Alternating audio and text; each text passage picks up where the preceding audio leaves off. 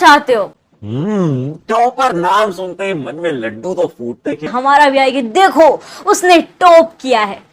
But हम जब toppers के इंटरव्यूज देखते हैं तो मोटिवेशन भी बहुत मिलता है। यकीन नहीं करोगे, इतना इंटेलिजेंट बच्चा था मैं स्कूल टाइम तक कि एक बार एग्जाम में ना 10 क्वेश्चन आए थे, ऊपर लिखा हुआ था डू एनी 5। मैंने 10 के 10 करके नीचे लिख दिया यू कैन चेक एनी 5। मुझे एहसान नहीं चाहिए किसी का। लेकिन जब वो बताते हैं कि हमने ये किया वो किया, और हम भी मोटिवेट हो जाते हैं कि अब की बार मैं भी टॉपर बनूंगा या टॉपर बनूंगी। और हम ये सारी चीजें देखते हुए अपने आप को इमेजिन भी करते हैं कि हम टॉपर बन गए हैं। लेकिन वो इमेजिनेशन टॉपर बन गए, क्या सीधे ही टॉपर बन सकते हैं? हाँ, टॉपर बनने के लिए उस टॉपर ने जितनी मेहनत की है, पूरी साल जितना अपने आप को रगड़ा है, जितना संघर्ष किया है, तब जाके वो टॉपर बना है। तो क्या हम वो संघर्ष, वो मेहनत, अपने आप को उतना रगड़ रहे हैं? सोचने की बात है, सोचना जरा। रगड़ रहे हो तो बहुत अच्छी बात है, आप टॉपर बन भी सकते हो। नहीं रगड़ रहे हो तो रगड़ना शुरू कर दो, मेहनत करना शुरू कर दो, संघर्ष करना शुरू कर दो।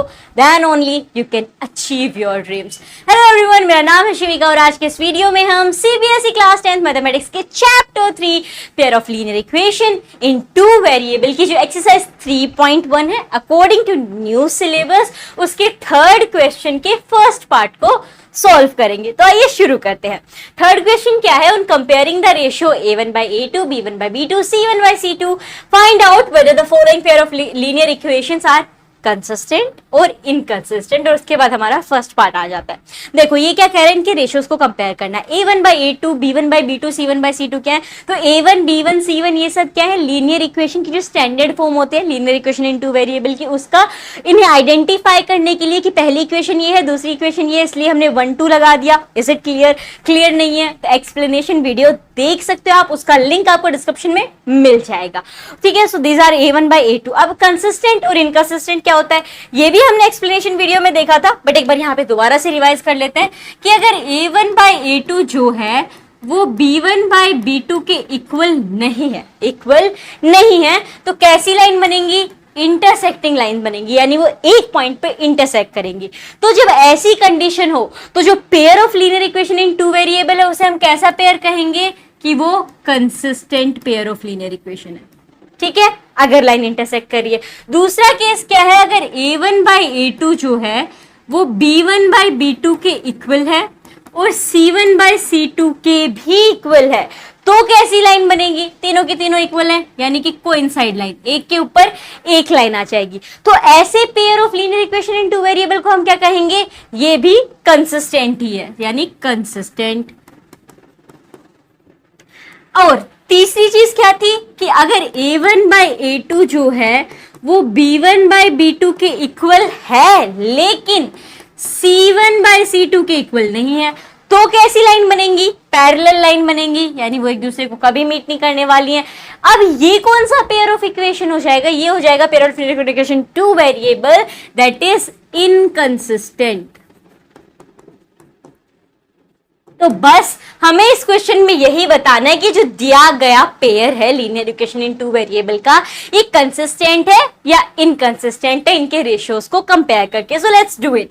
सबसे पहले देखो a1 by a2 और b1 by b2 और c1 by c2 हमें ये लिखने हैं। तो यहाँ पे a1 by a2 क्या है? a1 is 3 and a2 is 2, that is 3 by 2। उसके बाद क्या चाहिए? b1 by b2। So b1 यहाँ पे क्या है? +2 एंड b2 यहाँ पे क्या है? -3।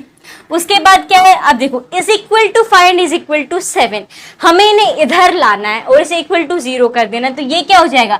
अगर ये यहाँ पे क्या है? +5 है तो इधर आके -5 हो जाएगा, दैट इज 3x + 2y - 5 = 0। ठीक है, ये इस तरह से हो जाएगा। And in the same way ये वाली जो इक्वेशन है वो भी यहाँ पे +7 है तो ये -7 बन जाएगी and it is equal to 0।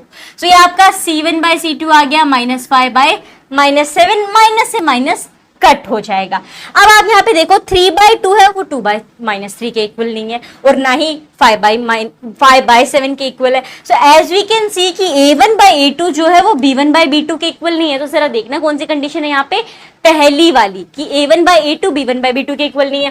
तो चूंकि A1/A2 B1/B2 के इक्वल नहीं है, तो कौन सी लाइन हुई, इंटरसेक्टिंग हुई। अब अगर इंटरसेक्टिंग है तो कैसा pair of linear equation in two variable हुआ, इट इज कंसिस्टेंट।